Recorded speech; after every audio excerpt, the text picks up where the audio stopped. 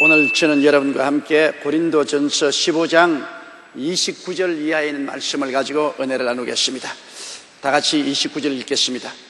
만일 죽은 자들이 도무지 다시 살지 못하면 죽은 자들을 위하여 세례받는 자들이 무엇을 하겠느냐? 어찌하여 저희를 위하여 세례를 받느냐? 이 바울 선생 당시에 고린도 교회 성도들에게는 교리에 사실은 불합리하지만은 그들의 간절하고도 안타까운 부활에 대한 소원으로 예수를 믿기는 믿었으나 세례받지 못하고 죽은 자를 위해서 가족과 친척들이 대리 세례를 받는 그와 같은 관습이 있었습니다. 그건 성경적으로는 부합하지 않아요. 성경에는 본인이 예수를 믿고 본인이 예수 그리스도와 함께 장사지낸 바 되고 함께 부활하는 것을 표시하는 것으로 물 세례를 받는 것인데, 이 고린도 교회 교인들은 만일 물 세례 받지 않으면 부활 못하면 어떻게 하는가? 그들은 부활에 대한 뜨겁고 간절한 소원을 가지고 있고 또 믿음을 가지고 있었습니다. 그렇기 때문에 예수 믿고 세례 받지 못하고 죽으면 부활 못하면 어떻게 하느냐? 그래서 그 가족과 친지들이 그 사람 대리로 세례를 받는 이런 관습이 있었습니다. 그것은 사실은 성경적으로는 불일치합니다. 그렇기 때문에 요 사이는 그런 것이 없어졌습니다. 성경에 입각하지 않은 관습은 존속할 수가 없는 것입니다. 그러나 바울 선생은 이것을 인용해서 얼마나 부활에 대한 신앙이 확실하고 간절한 것을 표현하고 있는 것입니다. 만일 죽은 자들이 도무지 살지 못한다면, 죽고 난 다음 다시 못 살아난다면 무엇 때문에 죽은 자를 위해서 세례를 왜 대신 받노 말이야? 세례 받는다는 것은 부활을 상징하거든요. 세례는 그리스도와 합하여 물로 세례받아 죽고 함께 살아난 부활을 상징하는, 그리스도의 죽음과 살아남에 하나 되었다는 것을 표시하는 것이 물로 세례받는 것입니다. 근데 도무지 죽은 자가 살아나지 못하면 무엇 때문에 세례받느냐? 부활이 없는데 죽었으면 그뿐이지 뭘 다시 살아나는 그 부활의 상징인 세례를 받느냐는 것입니다. 그러므로 이것은 교리에는 합당하지 않습니다. 그러나 죽은 자들이 도무지 다시 살지 못하면 그러한 관습들을 행하고 있는데 어찌하여 저희를 위해 세례받느냐 말이에요.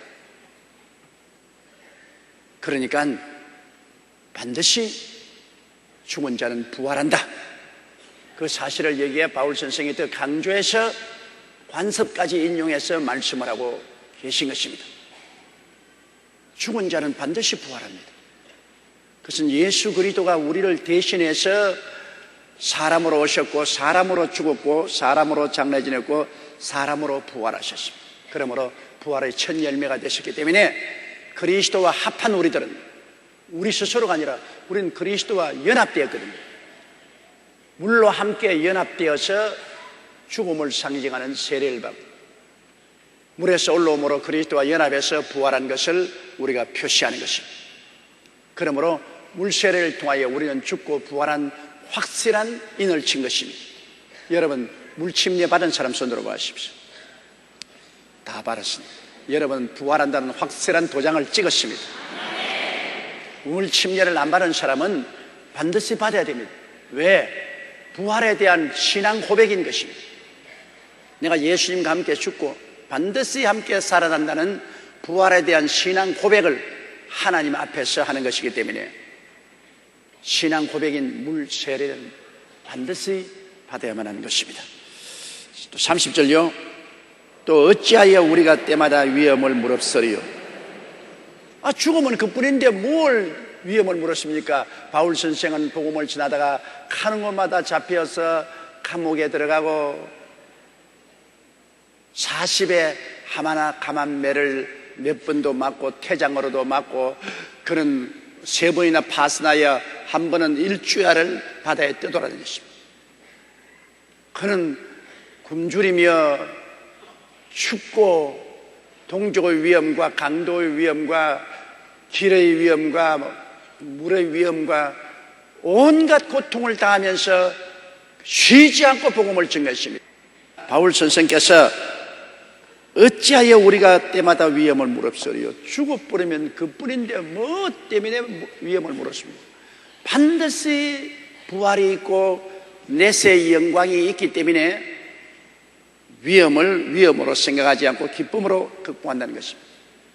사람이 희망이 있으면 어떠한 고난도 여러분 겪는 것입니다. 제가 서대문에 있을 때 18살에 배 어린아기를 가지고 과부가 된 우리 교회 권사님이 있습니다. 18살에 결혼하자 남편이 세상을 뜨고 유복자로서 아들 하나를 낳았습니다. 그래서 18살에 낳은 아들을, 그는 이 아들을 키우면 희망이 있다, 얘를 잘 키워놓으면 내 여생에 희망이 있다고 생각하고 무지무지하게 고생했어요. 간증 들어보니까 그 아들을 키우고 공부시키고 살기 위해서 그 옛날에 일정시대 말기 그리고 6.25를 통하면서 수많은 유혹을 뿌리쳤습니다. 그 군사님이 상당히 이쁘장해요. 그러니까 시집가라고 얼마나 많이 권유를 하고 또 수많은 남정네들의 유혹을 받았습니다. 그는 말하기를 몇 번이나 다 포기하고 시집을 가버릴까 싶은 생각이 치밀어 올랐으나 이 아들 하나 키워놓으면 남은 여생에 소망이 있을 것이라 생각하고 가정부로부터 시작해서 건축 노동자로서 또 김맥이 온갖 품앗이를 다하면서 아들을 키웠어요. 그래서 아들을 대학까지 보내가 결혼을 시켰는데 며느리가 시어머니를 안 보겠다고 해서 쫓겨났어요. 그래서 내게 와서 눈물을 흘리면서 그런 말을, 목사님, 내가 일찌감치 시집갈 그 청춘을 다 바쳐 아들 하나 키워서 대학까지 보내놓고 나무 좋은 일 시키느냐, 나무 딸 좋은 일 시키고 말았지 않습니까? 며느리가 날 안 보겠다니까 아들 또 합세해가지고서 날 보고 나가라 하는데 너무너무나 억울하고 원통해서 이 억울하고 원통함을 누구에게 호소하며 어디에 가서 보상을 받을 수 있습니까? 하염없이 옵니다. 내 청춘이 너무나 원통하다. 그래서 내가 말했습니다. 무엇 때문에 그 고생했냐? 시집가고 말지. 그러니까 목사님, 희망이라는 것이 있었어요. 아들 키워놓으면 좋은 일이 있을 것이라. 얘 잘 키워서 장가번에 놓고 나면 내 끝날에 영화가 있을 것이라는 희망이 있었기 때문에 그 모진 고통과 유혹을 이겼습니다. 아들만 없었어도 내가 벌써 시집가서 운명을 달리했지. 그 말에 상당한 인상을 받았습니다. 맞아요. 희망이 있으면 고통을 참을 수가 있습니다. 희망이 없으면 고통을 못 참아요. 그러나 내일의 희망이 있으면 오늘의 고통은 참아요. 예수님께서도 부활하여 하나님 보좌 우편에 앉을 그 영광을 위해서 십자가의 고난을 참았다고 히브리서에 말하고 있는 것입니다. 그 가혹한 십자가의 고통도 예수님은 미래의 희망이 있기 때문에 기쁘게 주님께서 받아들였다. 만일 바울 선생께서 부활해서 영생을 얻고 그리스도와 함께 영원히 다스리는 자리를 얻을 것이라는 희망을 갖지 않았더라면 그의 청춘을 그렇게 어마어마한 고통과 괴로움에 내어 던져서 복음을 전하지 않았을 것입니다. 바울 선생만한 지식을 가지고 있는 사람은 이 세상에서도 출세해서 대접받고 잘 살 수 있습니다. 그는 헬라 철학에도 달통했고 로마의 법을 잘 알았고 유대의 종교에도 달통한 훌륭하고 놀라운 학자였습니다. 잘 살 수 있었어요. 그럼에도 불구하고 그 모든 것을 분토와 같이 버리고 일생을 던져서 세상에 찢기와 쓰레기 같이 되어서 고생하며 복음을 전하는 것은 희망이 있었기 때문인 것입니다. 부활해서 영원한 천국을 누린다는 희망이 있었기 때문인 것입니다. 여러분에게도 그 희망이 있습니다. 지금 이렇게 살지만은 주님 강림하시는 날에 부활해서 영원한 천국에 들어가 산다는 희망을 가진 사람들인 것입니다. 여러분에게는 꺼지지 않는 희망의 불꽃을 마음속에 가지고 있습니다. 아무리 비가 오고 바람이 불고 눈보라 같이도 이 희망의 불꽃은 꺼지지 않습니다. 하나님께서 이 희망을 인을 쳐주시고 그 증거로 성령의 불꽃을 주시는, 이 희망의 인이 쳐있고 성령의 불꽃이 타고 있습니다. 그렇기 때문에 여러분이 스스로 뒤로 물러가서 예수님을 포기하지 않은 이상은 이 희망은 거짓되지 않고 참는 것입니다. 31절요. 형제들아, 내가 그리스도 예수 우리 주 안에서 가진 바 너희에게 대한 나의 자랑을 두고 단언하니 나는 날마다 죽노라. 날마다 바울 선생은 죽을 각오를 하고 일을 한다 그 말인 것입니다. 날마다 죽을 각오를 하고. 그러니까 바울 선생의 생애는 살기 아니면 죽기입니다. 그냥 희미한 것 없어요. 화끈하게 그는 복음을 전가하며 살았습니다. 날마다 죽을 각오라. 내 이 복음 전하고 맞아 죽을 것이다. 혹은 돌에 맞고 태장으로 맞고 혹은 감옥에 들어가고 혹은 사형을 당할지도 모른다. 그러나 그는 타협하지 않았습니다.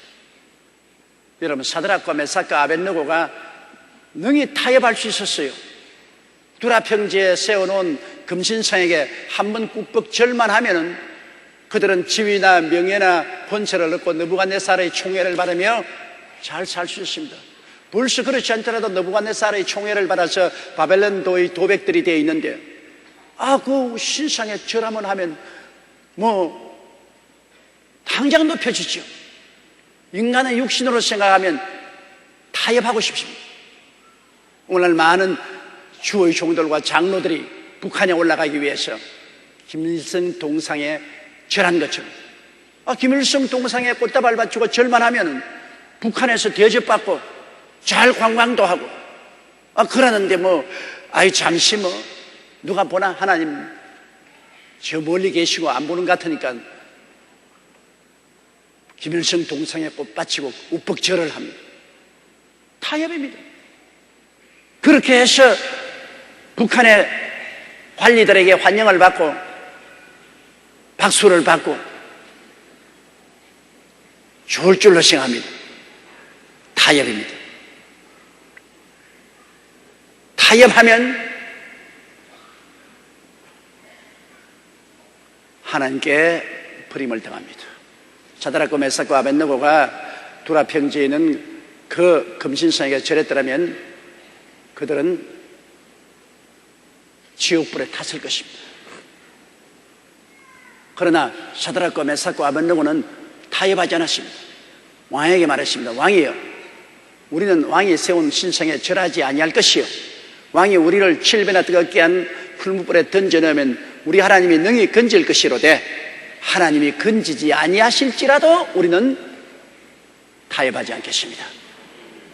바울 선생같이 그는 죽음을 결단하고 신앙의 정조를 지켰습니다. 그럴 때 느부갓네살 왕은 사드락과 메삭과 아벳느고를 묶어서 그 풀무불에 던져넣는데, 던져넣자마자 놀란 것은 그 시련의 불이 그들의 묶은 밧줄을 다 불태워버리고 자유롭게 해주고, 그게 네 번째 사람, 신의 아들과 같은 사람이 와서 함께 붙잡고 강강수훈례를 하고 있었습니다. 여러분, 신앙을 타협하지 않고 주님 중심으로 살겠다고 결심하고 나가면 불같은 시험을 당하지만은 그 오히려 시험의 불이 여러분의 묶은 밧줄을 태워버리고 마는 것입니다. 시험이 여러분을 더 신앙적으로 자유롭게 만들어주는 것입니다. 우리가 타협하지 아니하면 핍박의 불길, 시련의 불길이 오히려 우리를 얽매는 밧줄을 태워버리고 자유롭게 하고, 제 네 번째 사람, 하나님의 아들이 더 깊이 우리와 같이 와서 교제하게 되는 것입니다. 그러므로 불같은 시험을 두려워하지 말 것은 시험이 종국적으로는 우리를 영적으로 더 자유롭게 하고 예수님과 함께 살게 만들어주는 것입니다. 시험만큼 더 가까이 예수님과 함께 살게 만들어주는 불길은 없습니다. 사드락과 메삭과 아벳느고가 불길 가운데 안 들어갔으면 제 네 번째 사람, 하나님의 아들과 함께 관광수훈례를 어떻게 합니까? 하나님의 아들의 인정을 받습니다. 중국적으로 느부갓네살이 그들을 불러내가지고서 그들을 더 높여주었습니다. 타협하지 아니하면 자유롭게 되고 하나님 아들을 만나게 되고, 그리고 오히려 나중에 더 높은 지위를 얻게 되는 것입니다. 타협이 일시적으로는 좋은 것 같지만은 타협하면 지옥불에 탑니다. 타협 안 하면 세상 불에 타지만은 타 죽지 아니하고 자유롭게 되고 형통할 수가 있는 것입니다. 이러므로 바울 선생은 타협하지 않았습니다. 그는 생명의 위협을 매일같이 당하면서도 그는 복음을 전했습니다. 그래서 바울 선생은 그것을 자랑으로 내겼습니다. 그리스도 예수 우리 주 안에서 가진 바 너희에게 대한 나의 자랑을 두고 단언한다고 말했습니다. 나는 날마다 죽노라. 날마다 그 자신을 죽음에 던져 넣어 복음을 전해진 것입니다. 우리는 이 세상에 살면서 너무나 조그만 일에 타협을 합니다. 우리가 마음을 다하고 뜻을 다하고 정성을 다하고 목숨을 다하여 주님을 사랑하라고 했는데, 주님 사랑보다도 세상 사랑하여 세상과 타협해서 세상을 따라갈 때가 너무나 많죠. 일시적으로 유혹의 달콤함이 있을지 몰라도 장래에는 그로 말미암아 큰 손실과 괴로움을 당하게 되는 것입니다. 이 세상에 가장 큰 것이 우리 하나님 아버지와 예수님의 사랑을 받고 인정을 받는 것입니다. 온 세상 다 잃어버려도 하나님 아버지와 예수님 사랑을 받고 있으면 잃은 것 하나도 없습니다. 그러나 이 세상 유혹 때문에 아버지 하나님의 사랑과 예수 그리스도의 사랑에 대한 배반을 하고 하나님과 등을 돌리게 되면 그 손실은 형언할 수가 없는 것입니다. 그러므로 우리가 주기도문에 나라에 임하옵시며 뜻이 하늘에서 이루어진 것이 땅에서 이루어지이다는 말은, 나라가 임한다는 것은 하나님의 주권이 우리에게 임하시고 하나님의 뜻이 우리 생활 속에 이루어지게 해달라고 매일 기도하게 하셨습니다. 하나님의 다스리는 권세가 임하여서 하나님이 나를 다스려 주시고, 하나님 나라가 임하여서 하나님 주권이 나를 다스려 주시고 하나님의 뜻이 나의 생애 속에 이루어지시옵소서. 그리고 시험에 들지 말게 하여다. 시험이란 뭡니까? 유혹을 당하여 하나님을 저버리는 이런 일을 당하지 않도록 매일 기도하라고 했습니다. 이 주기도문을 매일 기도하는 것은 굉장히 필요합니다. 주기도문에는 우리의 삶에 가장 절실히 필요한 것만 주님께서 거기서 골라서 우리에게 기도하는 것입니다. 하나님의 나라가 임하여 하나님 주권이 나를 점령하고 하나님의 뜻이 하늘에서 이루어진 것이 땅에서 이루어지게 하여 주시고, 오늘 매일매일 먹는 양식을 하나님이 공급해 주시고, 우리에게 죄진 자를 용서해 준 같이 우리 죄도 용서해 주셔서 언제나 미움이 우리 속에 남아있지 말게 하여 주시고, 시험에 들지 말게 하시고, 이 시험은 유혹에 빠져서 하나님을 배반한 일이 없게 하여 주시고, 악에서 구하여 주십시오. 악한 마귀에게서 건져달라는, 이 주기도문은 굉장히 필요합니다. 저는 매일같이 주기도문 50분을 외웁니다. 매일 제가 주기도문 50분을 외우고 그 다음 성막 기도를 하고 그 다음에 다른 기도를 합니다. 그럼 규정적으로 주기도문 50분, 성막 기도, 그 다음에는 다른 기도를 합니다. 그렇게 함으로 매일같이 하나님과 동행할 수가 있는 것입니다. 32절요. 내가 범인처럼 에베소에서 맹수로 더불어 싸웠으면 내게 무슨 유익이 있느냐? 죽은 자가 다시 살지 못할 것이면 내일 죽을 터이니 먹고 마시자 하리라.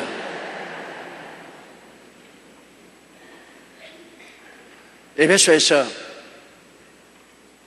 바울은 복음을 전가하다가 잡혀서 맹수와 더불어 싸운 경험을 여기에 말하고 있는 것입니다. 에베소에서 복음을 전가하다가 맹수로 싸운 것은 사도행전에는 상세히 기록하지 않았습니다만 이 바울 선생은 고린도의 전서에서 기록하십니다. 내가 에베소에서 맹수로 더불어 싸웠다 했습니다. 옛날엔 죄인들을 공설 운동장에 사람들 구경거리로 만들어서 맹수를 풀어놓고 싸웁니다. 그래서 맹수에서 물려서 죽으면 죽고 맹수를 죽이면 살아납니다.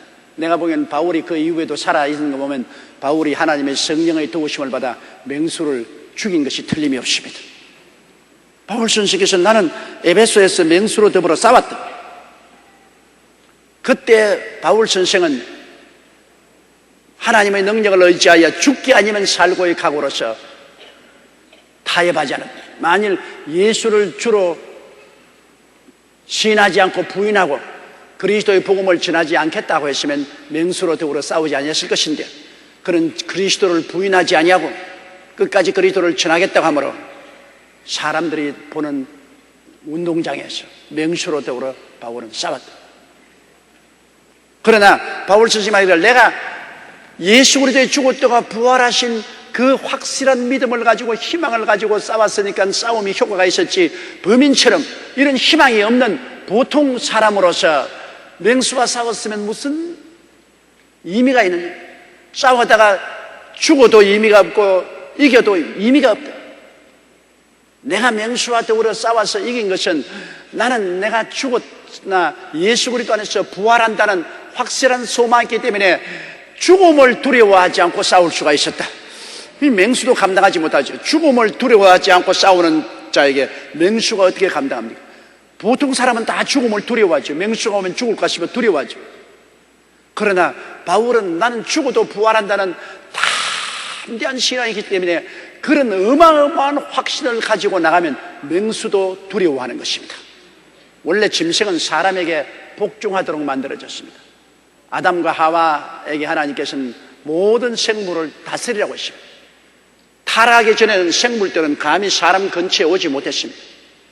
타락한 오늘날에도 동물들은 사람을 두려워합니다. 그러나 구원받은 우리들이 마음에 어마어마한 부활신앙을 가지고 담대하게 있으면 이 맹수들도 감히 덤벼들지 못합니다. 맹수가 사람을 해치는 것은 사람이 두려워하기 때문에 해치는 것입니다.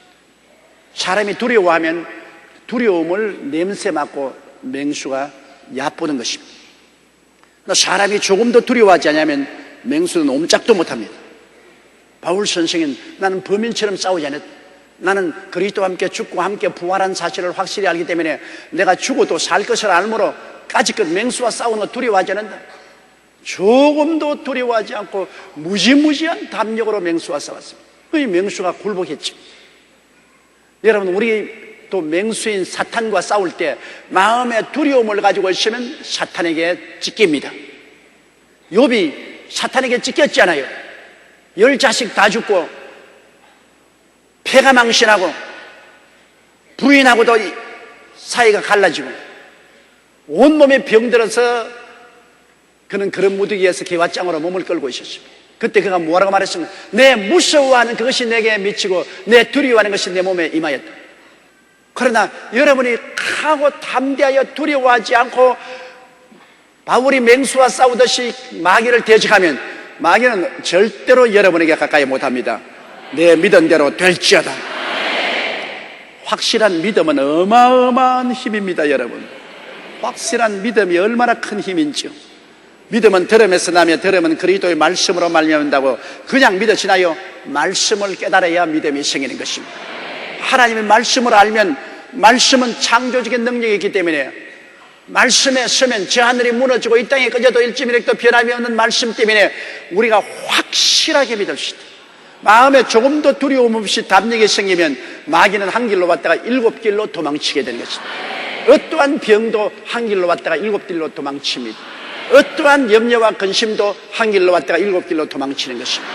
하나님에 대한 이 흔들리지 않는 담대한 믿음, 이 믿음을 하나님은 크게 기뻐하십니다. 할 수 있거든요. 무슨 말이냐? 믿는 자에게는 능치 못하신 일이 없나니라. 내 믿은 대로 될지어다. 옆에 있는 분들에게 내 믿은 대로 될지어다 하십시오. 바울 선생은 죽어도 산다는 어마어마한 믿음 때문에 죽음이 두렵지 않았습니다. 산다는 것을 확신하는 게 죽음이 두려울 테겠어요. 죽음을 무서워하지 않고 덤벼드니까 맹수도 에베소에서 바울에게 굴복하고 말한 것입니다. 내가 범인처럼 에베소에서 맹수로 더불어 싸웠으면 내게 무슨 유익이 있으리요? 죽은 자가 다시 살지 못할 것이면 내일 죽을 테니 먹고 마시자 하려. 그래요. 죽은 자가 다시 살지 못하면 뭐 우리 내일 죽을 것이니 오늘 먹고 마시고 잘 살아보자. 부정부패도 해보고 음란방탕도 해보고. 죽으면 그뿐이다. 노세 젊어 노세 늙어 죽으면 병들면 못 노리로다. 그 우리 어릴 때 그 많이 들은 이야기입니다. 그러나 가만히 생각하면 노세 젊어서 놀면 젊어서도 놀고 늙어서도 놀고 다 놀아버리고 말아요. 그럼 일할 여가 없지. 그러나 죽어서 흙으로 돌아가고 없어진다면은 노는 것이 더 지혜로운 일이지.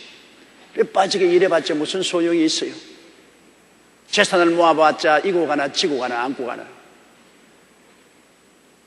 그러나 죽고 난 다음 내세가 있다는 확실한 보장이 있기 때문에 우리는 이 세상에 부정부패하고 허랑방탕하고 살지 않은 이유가 있는 것입니다. 주를 위해서 더욱 열심히 살고 더 깨끗하게 살고 더 의롭고 거룩하게 살려고 몸부림을 치는 것은 내일의 희망이 있기 때문인 것입니다. 33절요. 속지 말라. 악한 동무들은 선한 행실을 더럽히나니. 이건 놀라운 말입니다, 여러분. 악한 동무는 선한 행실을 더럽힌다. 우리의 자녀들이 여러분 악한 동무 만나면 완전히 나빠집니다. 우리 어릴 때 그런 동료가 있어요. 동무 나의 동무 천리길도 같이 가자. 이 동무가 되어 있으면 이 북한의 공산당 동무 말고요, 여기 동무라는 것보다 친구란 말이 좋습니다. 나쁜 친구를 사귀면 좋은 행실을 더럽힙니다. 좋은 행실은 좀처럼 배우기 힘들어도 나쁜 것은 제각 배운다고. 우리 한국의 코미디 황제 이주일 씨가 결국 폐암으로 세상을 떴는데, 그 이주일 씨가 나보다 나이가 5살 아래요. 그가 40대 데뷔해가지고서 텔레비에 나올 때 나도 이주일 씨 프로그램 보려고 예배 볼 때는 빨리 예배 마치고 가야 되겠다 싶은 생각이 났어요. 그때는 별로 웃을 일이 없었어요. 다 우리 한국 사회가 가난하고 어렵고 고통스러울 때인데 이주일 씨는 얼굴만 봐도 웃어봐. 그는 늘 말하기를 못나서 미안해요.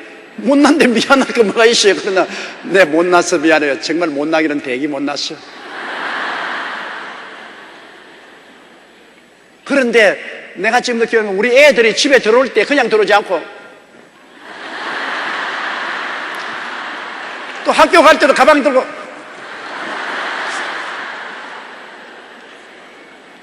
이주일씨 그림그리 흉내를 내는 것입니다.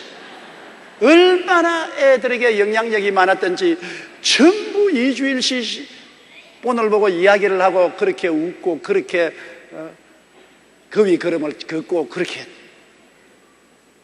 그러니까 나중에 이거 영향력이 너무 나쁘다, 애들에게 너무 영향이 나쁘다 해서 텔레비쇼 중지당한 일이 있습니다. 그런 정도로 영향력을 빨리 퍼져나갑니다. 더구나 요사이 젊은이들은 연예인들이 하는 영향력에 너무나 빨리 따라가서 연예인들이 머리에 물 때리면 다 따라서 물 때리고 연예인들이 입는 옷을 입고 요사이 연예인들이 파란 눈, 노란 눈, 빨간 눈 렌즈를 눈에 끼워가지고서 누나를 그렇게 만드니까 애들도 전부 빨간 눈, 파란 눈, 노란 눈 렌즈를 끼워간 아주 눈이 충혈되어가지고서 실명위기에 처한 애들도 있어요. 좋은 행실은 좀처럼 안 닿는데 나쁜 행실은 순식간에 닮아요. 유행병이 무섭지 않습니까, 여러분? 유행병 한번 돌면 그냥 확 돌잖아요. 그러기 때문에 애들도 언제나 좋은 친구를 사귀어야 돼요. 좋은 친구는 부모 말 잘 듣고 열심히 공부하고 내일을 위해서 삼가는 이러한 좋은 행실을 가진 친구들을 사귀면 그 영향력을 받아요. 그 영향력을 받아서 열심으로 이 맹자 삼천지도라는 말이 있지 않습니까? 맹자의 어머니가 맹모 삼천지도. 맹자를 교육하는데 제일 처음에 집이 공동묘지가에 있으니까 밤낮으로 하는 게 애가 벌레 잡아서 놓고 어하홍 남차 의하홍 이제 가면 언제 오나 의하홍. 아니 어머니가 가만히 장사하고 보니 애 버리겠단 말입니다. 밤낮 그것만 하고 있어. 그래서 할수비 시장터에 갖다 놓으니까 집을 가더니 그 다음부터는 헐찍헐찍한 내 물건 사세요. 헐찍헐찍합니다. 반값으로 드립니다. 떨이다 떨이 까짓것 밑지고 그냥 본전보다 밑지고 준다. 엄마가 가만 보니 이거 큰일 났단 말이에요. 그래서 집을 서당으로 옮겼습니다. 그러니까 시당에서 늘 듣는 것이 하늘천 따지 가물연 두루왕 지부 집주 넓어물 거칠왕 거니까 그걸 따라서 열심으로 학문을 공부해서 맹자가 되었다. 그 유명한 이야기 있지 않습니까? 그래서 악한 동무는 선한 행실을 쉽게 더럽힙니다. 이러므로 우리 한국 사회에도 지도층 인물이 잘못하면 밑에 대부분의 국민들이 다 따라가요. 운물이 맑아야 아랫물이 맑단 말이죠. 지도층이 잘하면 아래층이 다 아래가 따라가지만 지도층이 잘못하면 아래 사람들이 다 또 따라간다. 리더십에 있다는 것은 굉장히 힘든 일입니다. 남의 지도층에 있다는 것. 그래서 부모가 된다는 것이 얼마나 힘든지 알아요? 부모가 된다는 것은 너무나 힘듭니다. 왜? 자식들이 부모를 보고 배우고 그 자식들이 또 자기 친구들에게 영향력을 미칩니다. 우리 교회학교 어린아이가 나를 만나지만 우리 어머니는 마귀 할머니예요. 우리 어머니는 마귀 할머니예요. 너 어머니가 왜 마귀 할머니예요? 나중에 어린아이 엄마에게 물어보니까 집에서 아버지가 장난으로 너 어머니 마귀 할머니 같이 생겼다 그러니까 그 다음부터 맏딸이 그거 듣고 댕기면서 온 동네에 다 우리 어머니 마귀 할머니, 우리 어머니 마귀 할머니. 보십시오. 부모의 말이란 얼마나 중요합니까? 애들이 대강 배운다. 그러므로 부모 되기 여러분 힘듭니다. 자식은 하나님이 주신 기업인데 기업을 잘해야 되지 않겠습니까? 그런데 자식 그냥 낳아놓기만 해놓고 그 다음 막 내 던져놓고 부모가 그냥 자식들 앞에서 온갖 추태를 다 부리면 그 자식들이 보고 인생은 이렇게 사는구나. 우리 부모가 우리 삶의 모델인데 아버지 어머니가 이렇게 사는구나. 술 먹고 담배 피고 허랑하고 방탕하고 뭐 치맛바람 날리고 개바람 친구바람으로 돌아다니고 집은 늘 비어있고 인생은 이렇게 사는가 보다 배우는 거예요. 그대로 실천하거든. 그러므로 여러분 며느리 구하려고 하던 그 어머니를 보세요. 아무리 딸이 얌전하게 보여도 나중에 나이 먹으면 꼭 그 어머니 닮아갑니다. 틀림없어. 내가 여러분들 보증한다고. 90%는 그 어머니의 그 딸입니다. 이 딸은 뭐 얌전하고 착하고 어머니는 왈광당강해도 딸은 안 그렇다. 천만에 얼마쯤이면 딸도 왈광당강하게 돼. 배운 게 그거니까. 어린아이는 나이 6살 때 벌써 인격적인 기초가 완성이 됩니다. 6살 때요. 벌써 기초가 완성이 돼요. 그러므로 나중에 교육을 통해서 많이 달라져도 기초는 또다시 드러나는 것입니다. 어느 아들도 아버지의 모습을 안 닮은 사람이 없어요. 저는 요사이 아침 면도를 하고 거울을 이렇게 들어보면 어찌나 우리 아버지가 닮았던지 내가 좀 내 자신의 개성을 가지면 좋겠는데 내 목에 이렇게 줄생기까지 아버지 닮았어. 내가 아침 세수하고 걸어오면서 이렇게 걸어오면 내 기억에 아버님도 이렇게 걸으시더라. 어찌할 수 없어. 그 아버지의 그 아들인데 안 닮을 도리가 있어요? 닮는 것입니다. 성격 고약한 것도 잘 닮아요. 우리 아버님 성격 급한 것도 내가 닮아가지고서 아무리 애를 써도 부전자전이라 그것이 제어가 되질 않아요. 이러므로 우리가 누구와 함께 교제하는가 이거 굉장히 중요합니다. 그러므로 신앙인들이 세상 친구하고 사귀어서 돌아다니면 별 도리 없이 세상 물이 됩니다. 왜냐하면 세상 사람들하고 돌아가서 세상 이야기하고 세상 교제하면 예수 믿는 것이 바보같이 보여요. 어리석게 보여요. 예수 믿고 절제하고 경건하게 사는 건 바보들이 그렇게 사는 것이다. 옛날에 시골에서 제가 참 존경하던 어른이 계시는데 시골 교회에 안수집사까지 되어서 열심히 예수님을 전도하고 그렇게 하다가 그때 한참 개바람이 일어났습니다. 그래서 그분이 그냥 개주가 돼가지고서 막 수천만 원, 막 수억 대를 다뤄. 그러다가 개가 무너지니까 사람들에게 욕을 얻어먹고 독놈이 되고 피하고 돌아다니고 그만 타락했습니다.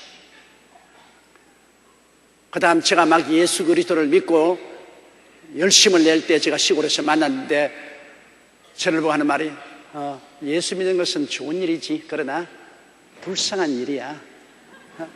예수쟁이들 불쌍하지. 욕은 안 해요. 예수 믿는 것은 좋은 일이야. 그러나 세상적으로 볼 때 불쌍하게 짝이 없어. 나는 그래서 그 불쌍한 인생을 안 살기로 했어. 그렇게 말하더라고.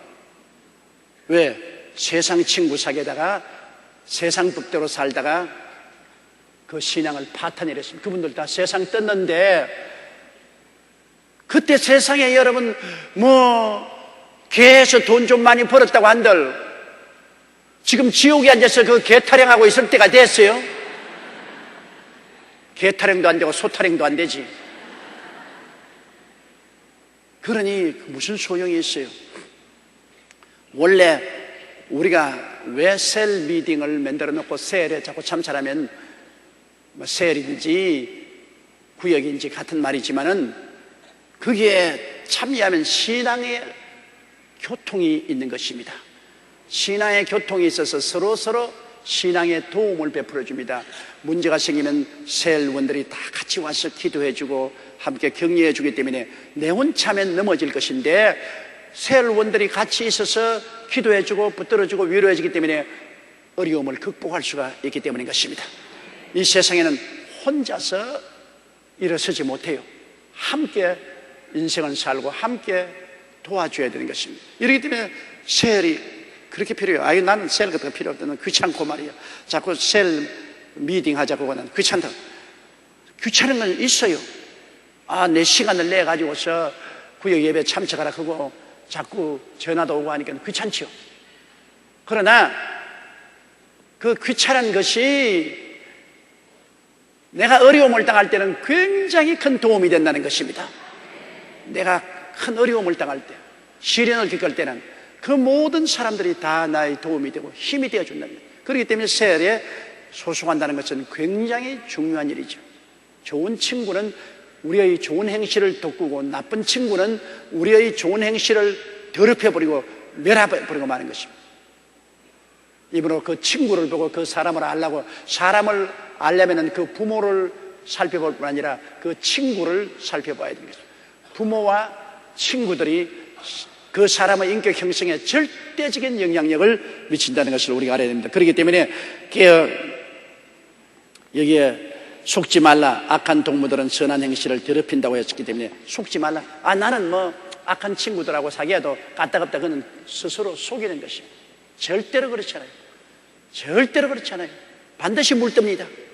그렇기 때문에 어떤 친구를 사귀는가, 이것은 너무너무 중요하다는 사실을 우리가 마음속에 깊이 깨달아 알아야 되는 것입니다. 그 다음 34절요. 깨어 의를 행하고 죄를 짓지 말라. 하나님을 알지 못하는 자가 있기로 내가 너희를 부끄럽게 하기 위하여 말하노라. 깨어 의를 행하는, 깨어라는 것은 분별력을 가져라. 깨어라는 것은 술 취했다가 깨어나는 것을 말하는 것입니다. 술이 취하면 아무것도 분별하지 못합니다. 우리 말에 술 취한 개라고 하지 않습니까? 분별을 못해요.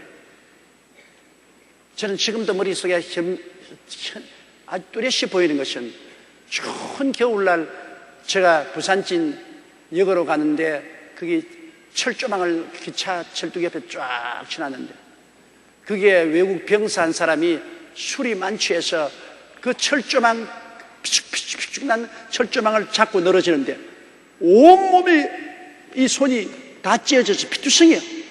내가 보통 막 몸서리가 쳐. 피가 그냥 폭폭폭 떨어져. 그럼에도 불구하고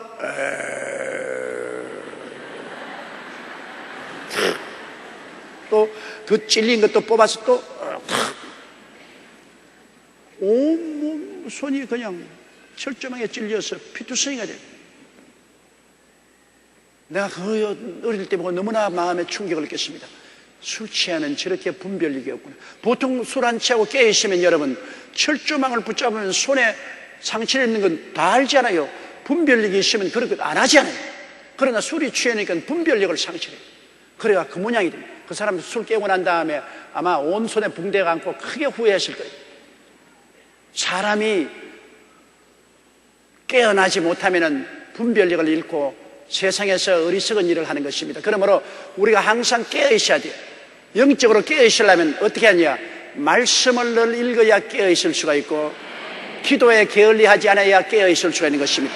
말씀과 기도가 우리로 하여금 하늘나라의 하나님의 마음으로 깨어 있게 만들어주는 것입니다.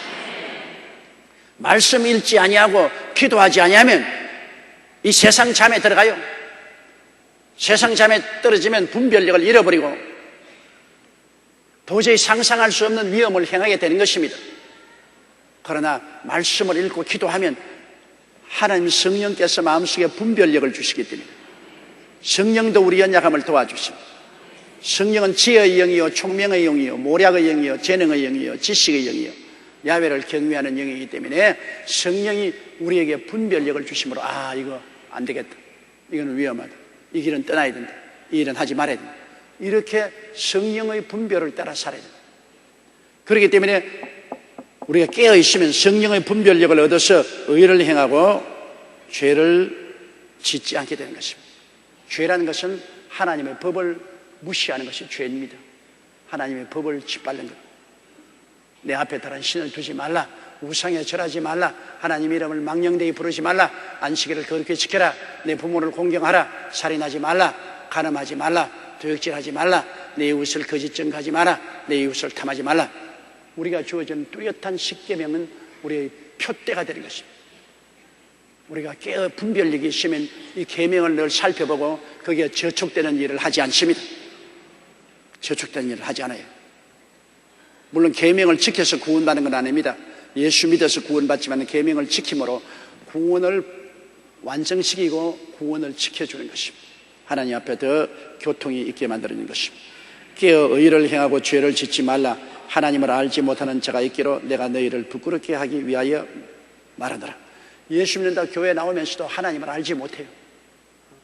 교회 왔다 갔다 하면서 형식과 의식적으로 믿고 그리스도를 구주로 모시고 중생을 하지 않았기 때문에 하나님을 알지 못하고 그냥 세속을 따라 살기 때문에 바울이 꾸짖는 것입니다. 여러분, 중생이 그렇게 필요한 것입니다. 교회에 왔다 갔다 한다고 되는 것 아닙니다. 전통적으로 가정 대대 기독교를 믿으니 우리도 의식적 전통적으로 기독교인이라고 하는 것 소용없어요. 여러분의 자녀들을 보고 올바르게 살아라, 바로 살아라, 옳게 살아라, 어떻게 하라, 아무리 말해봤자 통과 안 된 것입니다. 거듭나게 해달라고 기도해야 되는 것입니다. 거듭나면 분별력을 얻게 되기 때문에 자동적으로 위험에서 벗어나게 되는 것입니다. 분별력은 거듭나서 성령이 와야 분별력이 오시지, 거듭나지 않은데 아무리 교훈해봤자 마이동풍입니다. 여러분, 아무리 교훈해도 교훈이 사람을 변화시키지 못해요. 거듭나는 것, 그렇게 중요한 것입니다. 물과 성령으로 거듭나면 분별력이 탁 들어와서 의를 행하게 되고 죄를 멀리하게 되는 것입니다. 거듭나게. 그러므로 하나님 우리 자녀를 거듭나게 해달라고, 우리 남편이나 우리 아내를 거듭나게 해달라고, 거듭나게 해달라고 열심으로 기도하십시오. 거듭나서 주님이 구주가 되고 성령이 임하시면 어찌할 수 없이 성령이 분별력을 주시는 것입니다.